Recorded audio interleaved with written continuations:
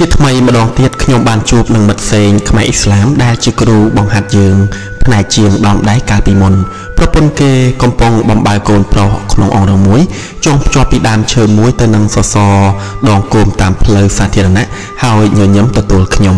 កូនប្រុសតូចពីរនាក់ទៀតនៅដេកលក់យ៉ាងសន្ធំក្រោមដំបូលរោងតូចមួយបាំងដោយក្តារបន្ទះពីរសន្លឹកនៅគៀននោះខាងក្រៅរោងមានឆ្នាំងដាំទឹកមួយកំពុងពុះខ្ជុលមិត្តផ្សេងមានកូនតូបចល័តមួយកូនពុយរោតូចមួយមានកង់តាំងនៅចិញ្ចើមថ្នល់សម្រាប់ធ្វើការជួសជុលគ្រឿងដែកតូចតាចកិច្ចការបន្តិចបន្តួចស្រាលដូចជាផ្សារសម្លៀងធ្វើមានកំបិតដែកកេះឆ្នាំងភ្លុះធ្លាជាដើមដែលជាមុខរបរបណ្ដោះអាសន្នរកស៊ីតេះដើម្បីស្ទង់ស្ទាបនិងរកច្រកចេញទៅមុខទៀតខ្ញុំបានដឹងថាមិត្តផ្សេងនឹងគ្រួសារប្រពន្ធកូនមានបំណងទៅរស់នៅឯប្រទេសម៉ាឡេស៊ីឬឥណ្ឌូនេស៊ីធ្វើការងារផ្នែកជាងដែកតែម្នាក់ឯងឃើញហាក់ដូចជាត្រមោចត្រមងណាស់តែមើលទៅសភាពរបស់គេទោះជាមិនបានបញ្ចេញភាពសប្បាយហើយក៏មិនបង្ហាញភាពកត់ទុកអ្វីក៏ដោយសភាពនេះក៏យើងដឹងភ្លាមថាការដែលគេឈរជជែកជាមួយខ្ញុំដោយចរិតក្លាហានដូចជាមានសង្ឃឹមពោពេញទៅដោយអារម្មណ៍សេរីឯករាជ្យនោះដែរសេងមិននិយាយច្រើនដូចមុនទៀតទេកាលចាប់ដៃនិយាយពីនេះពីនោះបានបន្តិចហើយខ្ញុំអាចកាត់យល់ដឹងថាគេកំពុងខ្វាយខ្វល់រិះគិតពីអ្វីមួយយ៉ាងថាត្រូវធ្វើអ្វីយ៉ាងម៉េចទៅឯណា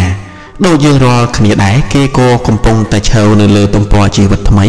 សស្អាតស្រឡាងដូចអ្នកទាំងពួងដែរការងាររបស់គេមិនសូវរវល់ទេខ្ញុំដឹងថាគេមិនត្រូវការជំនួយពីខ្ញុំទេតាមពិតទៅខ្ញុំក៏មិនចង់ធ្វើការងាររបៀបនេះតទៅទៀតដែរដោយបានរៀបរាប់ដដែលរួចមកហើយពីព្រោះការងារធ្ងន់មិនត្រូវនឹងមាន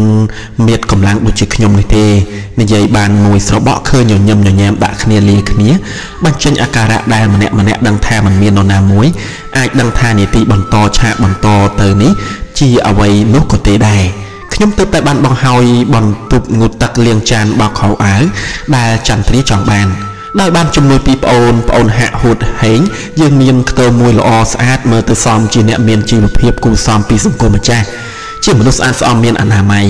ដោយដាក់បន្ថែមចន្លោះខាងមុខនិងដំបូលដោយសង្កសីដែលគេដោះបកចេញពីរោងម៉ាស៊ីនកិនស្រូវនិងមងឫស្សីមកទុកតែទ្វារចូលហើយបិទផ្ចិតជាមួយជញ្ជាំងឆ្វេងស្ដាំនៃ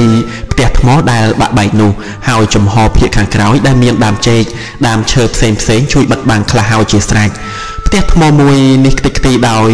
ក្របរ៉ុកែតពីពួកកុម្មុយនីសប៉ុន្តែអត់ពណ៌ក្រាលចំនួនក្តារក្រាលនៅស្អាតឥតមានខូចខាតអ្វីនៅឡើយដោយចន្ទ្រាគ្រាន់តែជះទឹកជូតទៅក៏ឃើញនៅថ្មីស្រឡាង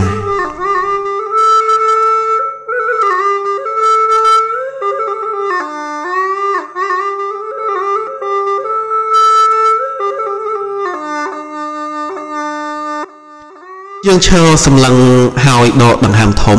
កាលបានសម្រេចទីជម្រកដែលខ្ញុំនិងប្អូនបានរៀបចំឡើងវិញតែមួយព្រឹកតូចនោះខ្ញុំចាក់ចេញពីខ្ទមរៀងរាល់ថ្ងៃដើររកកិច្ចការអ្វីសង្កេតមើលចលនាផ្សេងចេះតែដើរ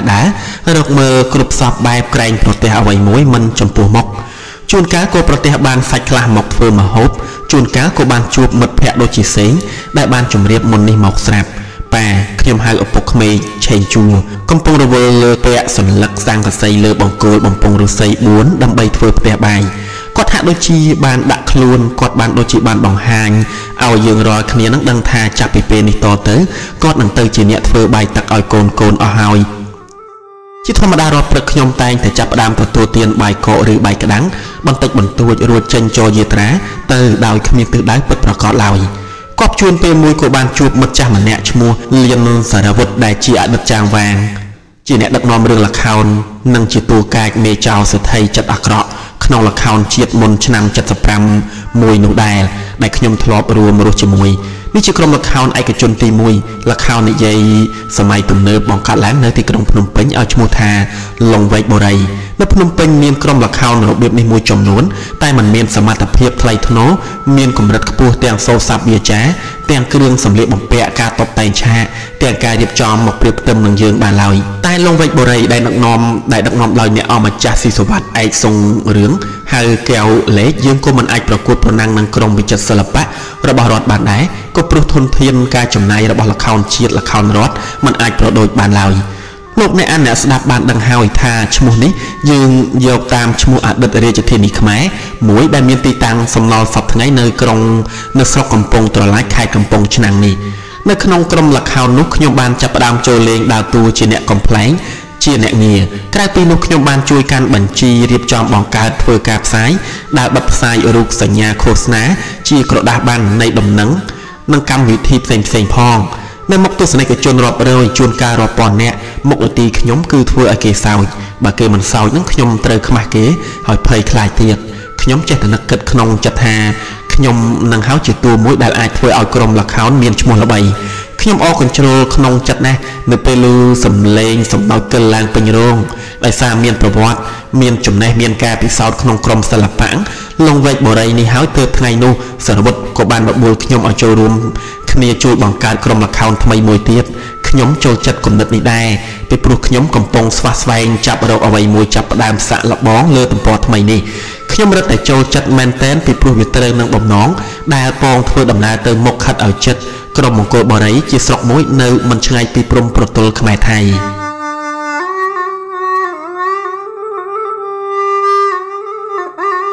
ខ្ញុំបាននិយាយរៀបរាប់ឲ្យគ្រួសារខ្ញុំបានដឹងពីរឿងនេះទាំងអស់គ្នាថា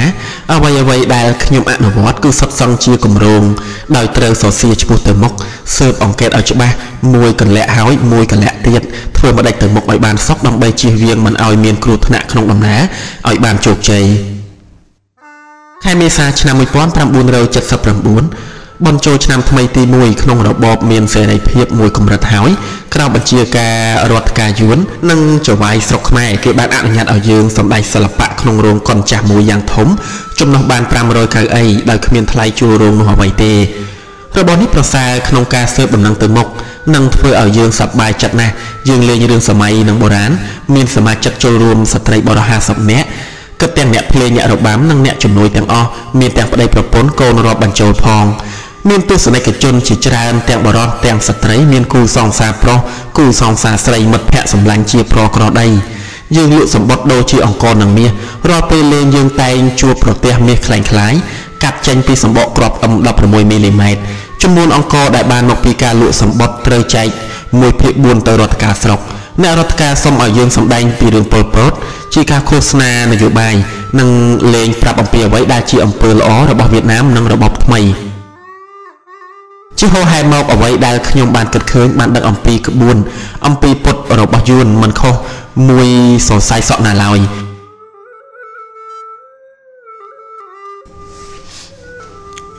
ពួកកុម្មុយនីសសាសនាជាតិណាវាដូចតែគ្នា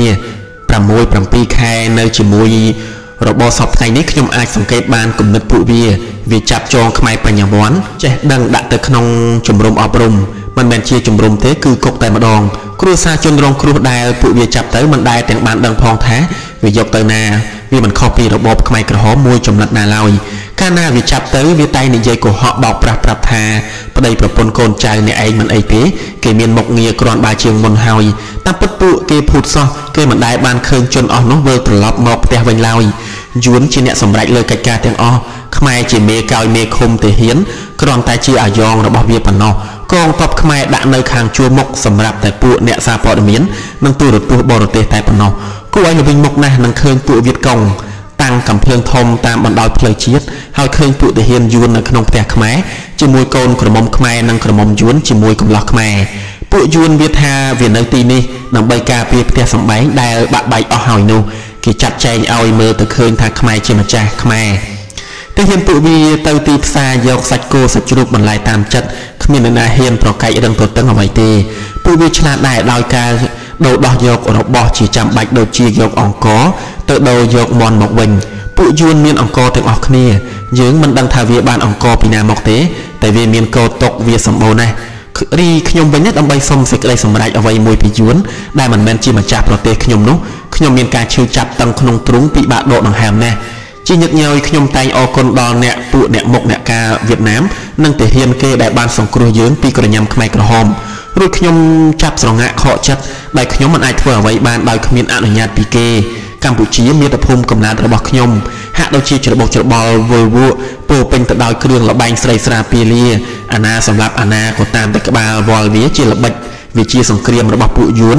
ដែលវាបណ្ដោយឲ្យបានសម្រេចគោលបំណងរបស់វាគឺបំណងឲ្យយើងហិនហោច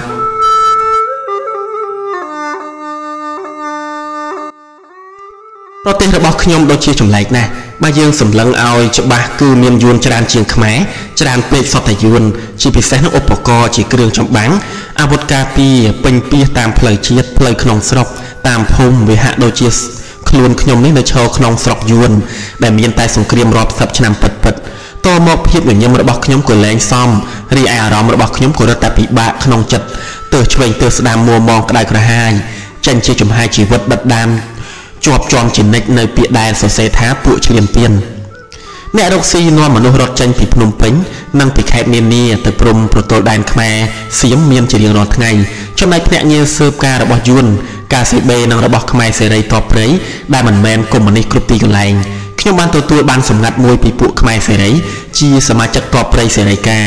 ខ្ញុំទទួលយកបាននេះពីព្រោះខ្ញុំមិនចង់នៅជាមួយយួនគឺយកដើម្បីសិក្សាស្វែងរកច្រកចេញឲ្យផុតពីមាតុភូមិផងទោះបីយ៉ាងណាក្តីខ្ញុំមិនទុកវាធ្វើអ្វីទេខ្លាចក្រែងយួននឹងវាដឹងថាខ្ញុំជាអ្នកយកការឲ្យតបព្រៃនោះនឹងមានរឿងបដ ாய் ទើបខ្ញុំទោះជាមានចិត្តនឹកស្ដាយចង់ទុកជាអនុស្សាវរីយ៍យ៉ាងណាក៏ដោយក៏ខ្ញុំត្រូវតែហែកកំទេចបោះវាចោលទៅស្រុកមង្គលបុរីខេត្តបាត់ដំបងស្ថិតនៅតាមបណ្ដោយផ្លូវទៅមកពីព្រំប្រទល់ដែនខ្មែរសៀមពួកអ្នករត់ពន្ធដែលធ្វើដំណើរដោយការហត់នឿយនោះក៏មកឈប់សម្រាកហើយមកមើលសិល្បៈល្ខោនយើងនៅពេលរាត្រីការជជែកគ្នាលេងសើចបាននាំដំណឹងយ៉ាងល្អមួយដែលខ្ញុំរងចាំជាយូរមកហើយថានៅព្រំប្រទល់ដែនខ្មែរថៃនោះមានពួកបរទេសចេញចូលជាហោហែលើដំណឹងនេះខ្ញុំសែនសប្បាយក្នុងចិត្តឥតឧបមាហើយក៏សំងំនៅស្ងៀមទៅខ្ញុំដឹងច្បាស់ថាជាពួកអ្នកយកព័ត៌មានហើយបើមិនមែនទេតើពួកបរទេសទាំងនោះវាមកធ្វើអ្វីនៅក្នុងព្រៃនោះបេះដូងថ្លាមប្រមាត់ខ្ញុំប្រតោងជាប់នៅក្តីសង្ឃឹមការបង្កើតក្រុមល្ខោននេះពិតជាមានប្រយោជន៍ដោយបានគ្រោងទុកមែនខ្ញុំដឹងថាផែនការនេះពិតជាមានប្រយោជន៍ខ្ញុំចង់ជួបជនបរទេសទាំងនោះណាស់ព្រោះខ្ញុំសង្ឃឹមខ្ញុំជឿច្បាស់ថានឹងមានស្គាល់ខ្លះមិនលែងក្នុងចំណោមពួកគេនឹងសមាជិកគ្រួសារខ្ញុំក៏មានអារម្មណ៍ដោយក្តីសង្ឃឹមដែរពួកគេយល់អស់ហើយពួកគេដឹងអស់ហើយនៅគម្រោងធ្វើដំណើរតទៅមុខទៀតនេះខ្ញុំក៏យករឿងនេះទៅពិគ្រោះជាមួយហាក់នឹងហួតឲ្យពួកវាទៅសាកល្បងមើលដោយចង់ឲ្យស៊ើបឲ្យដឹងថាពួកជនជាតិស្បែកសជាបរទេសទាំងនោះបានមកលាយឡំជាមួយពួកអ្នករត់ពន្ធទៅមកនឹងឲ្យឃើញផ្ទាល់ដោយខ្លួនយើងកិច្ចការនេះខ្ញុំមិនបាច់ពិបាកនឹងបញ្យល់ដល់ហាក់ទេព្រោះវាដឹងវាធ្លាប់បើកឡានដឹកពួកអ្នកសារព័ត៌មានបរទេសនេះប្រហែលឆ្នាំមកហើយជាមួយខ្ញុំហាក់នឹងហួតក្នុងការធ្វើដំណើរទៅមកអស់3ថ្ងៃមួយថ្ងៃទៅមួយថ្ងៃស៊ើបដំណឹងនិងមួយថ្ងៃទៀតនឹងវិលមកវិញនៅពេលគេវិលត្រឡប់មកវិញមិនតាន់ទាំងបាញ់ឈរកង់ផងនោះទោះគេមិនតាន់រាយការយ៉ាងណាមិញដោយសារទឹកមុខញញឹមនោះក៏ខ្ញុំអាចយល់ដឹងជាមុនថាយើងបានសម្រេចជោគជ័យដូចនោះហើយយើងទាំងអស់គ្នាមួយគ្រួសារដ៏តូចនេះរំភើបសប្បាយរីករាយណាស់តែម្នាក់នឹងលាក់ទុកតែក្នុងចិត្តពេលហាក់រៀបរាប់ប្រាប់ឪពុកគេបងស្រីគេនោះខ្ញុំមិនជារវល់ស្ដាប់ប៉ុន្មានឡើយវានិយាយថាវាបានឃើញបារាំងអាមេរិកកាំងមានទាំងជប៉ុនទៀតផងហាក់និយាយដោយស្ទាត់ណាស់ក៏ព្រោះវាធ្លាប់បោឡានដឹកលោក Matt Storin ចាំបានសារព័ត៌មាន Boston Club នៅទីក្រុង Boston និងលោក Ron Yates អ្នកសារព័ត៌មាន Chicago Tribune ទៅយកព័ត៌មានក្នុងសមរភូមិជាក់ស្ដែងនៃសម័យសង្គ្រាមស៊ីវិលនៃរបបលន់នល់ក្នុងឆ្នាំ1975ហើយខ្ញុំកាលនោះជាអ្នកបកប្រែឲ្យពួកគេហាក់ជឿច្បាស់ហើយអះអាងថាពួកស្បែកសនៅប្រទល់ដែនពិតជាពួកអ្នកកសែតហើយហាក់បានបញ្ជាក់ប្រាប់ឪពុកវាថាវាបានទាំងខំសាកនិយាយភាសាអង់គ្លេសជាមួយពួកគេទាំងអៀនផងដែលធ្វើឲ្យឪពុកវានិងបងស្រីវាដែលដឹងថាវាមិនចេះនិយាយអង់គ្លេសអ្វីពេលនោះក៏នាំគ្នាសើចកិលឡើងហេងនៅលក់ស្រាសខាងមុខទ្វារចូលរោងល្ខោននោះបានដឹងរឿងអស់ហើយតែគេមិនចេញវាចាអ្វីទេប្អូនថ្លៃខ្ញុំទាំងពីរនាក់ហាក់នឹងហួតនឹងយល់ឃើញថាយើងមានឱកាសល្អមិនខានមានន័យថាគ្រោងការរត់ចេញពីស្រុកខ្មែរនោះពិតជាមានសង្ឃឹមមិនខានដូចនេះយើងត្រូវធ្វើជាអ្នករត់ពន្ធដូចគេចំណែកខ្ញុំដឹងច្បាស់ថាបើអាមេរិកកាំងនៅមានជីវិតលើโลกនេះនោះការរិយាល័យរបស់ក្រុមអ្នកយកព័ត៌មាន AP មុខជានៅមាននៅទីក្រុងបាងកកជាដាច់ខាតប្អូនប្រុសខ្ញុំទាំងពីរនាក់ចេញដំណើរទៅម្ដងទៀតលើកនេះគេកាន់សម្បត្តិខ្ញុំមួយយកទៅឲ្យ AP គ្មានអាសយដ្ឋានលេខផ្លូវក្រុងលេខកូដអ្វីទាំងអស់ដោយកាលខ្ញុំបានរៀបរាប់រឿងនេះម្ដងជា2ដងរួចមកហើយ